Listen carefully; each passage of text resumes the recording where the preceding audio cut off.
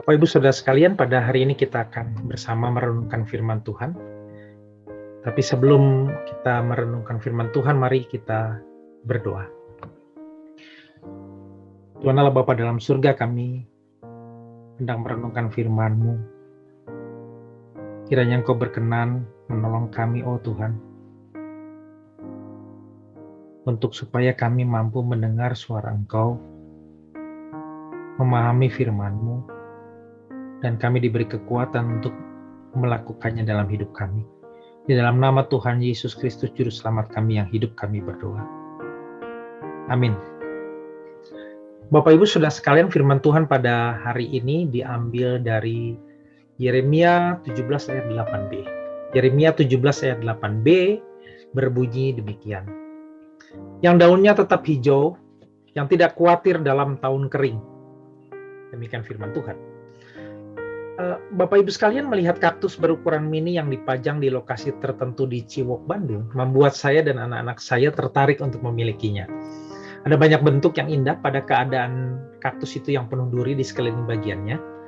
Dan ketika kami bertanya kepada penjual bagaimana cara memeliharanya, ia mengatakan bahwa kaktus dapat tetap hidup sekalipun selama beberapa minggu tidak disiram. Nah, itu saya cukup terkejut juga mendengarnya. Lalu setelah kami membeli beberapa buah kaktus dengan ukuran mini yang beragam bentuk, beberapa minggu kemudian kami menyiramnya dengan cukup air. Dan suatu waktu saya ingin menguji perkataan penjual tersebut. Saya kemudian tidak menyiram beberapa kaktus mini tersebut untuk beberapa minggu, bahkan beberapa bulan. Tetapi setiap minggu saya senantiasa menengok keberadaan kaktus itu.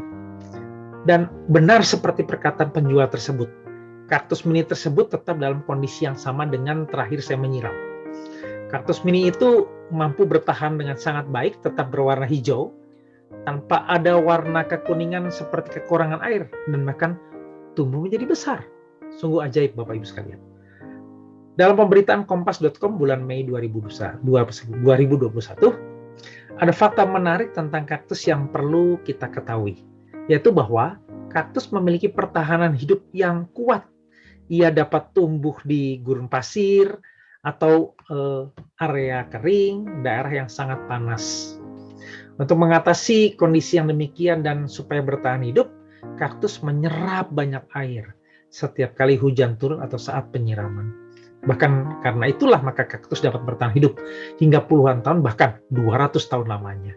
Bapak Ibu sekalian, firman Tuhan pada hari ini di dalam Yeremia 17 ayat 8b itu dinyatakan bahwa pohon yang daunnya tetap hijau, yang tidak khawatir dalam tahun kering, itu merupakan gambaran dari Yeremia 17 ayat 7 diungkapkan di sana.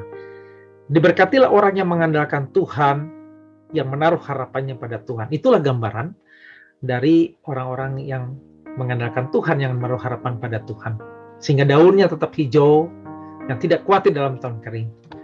Bapak Ibu sekalian, dalam masa pandemi seperti sekarang, di mana banyak kondisi, situasi, keadaan di mana banyak orang merasa mendapat kekeringan dalam kehidupan ini, kekeringan pekerjaan, kekeringan keuangan, kesulitan, kekeringan ekonomi, kekeringan penjaminan hidup, kekeringan kemampuan, kekeringan kesempatan apapun.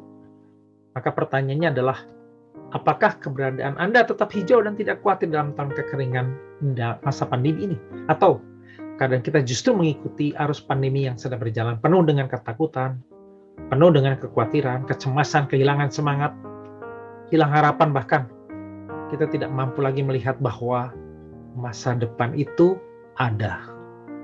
Jika itu yang terjadi, maka kita sedang menjadi orang yang tidak mengandalkan dan menaruh harapan pada Tuhan. Bapak Ibu sekalian, mari kita serap firman Tuhan hari ini, yaitu mengandalkan Tuhan, menaruh harap hanya pada Tuhan. Seperti kaktus menyerap air, demikianlah kita menyerap firman Tuhan pada hari ini. Percayalah kepadanya dengan sepenuh hati, dengan segenap hati, walaupun mungkin kita tidak memahami perjalanan hidup sepenuhnya. Dan bersemangatlah menjalani hidup hari ini. Dan hidup kita akan menjadi segar, seperti kaktus yang tetap berwarna hijau, dan tidak khawatir dalam tahun kering. Tuhan Yesus Kristus menyertai dan memberkati kita sekalian. Mari kita berdoa. Bapa dalam surga, kami menyerahkan hidup kami kepadamu.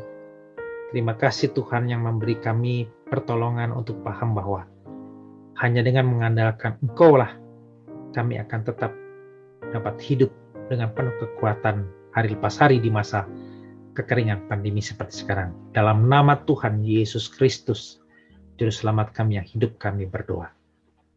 Amin.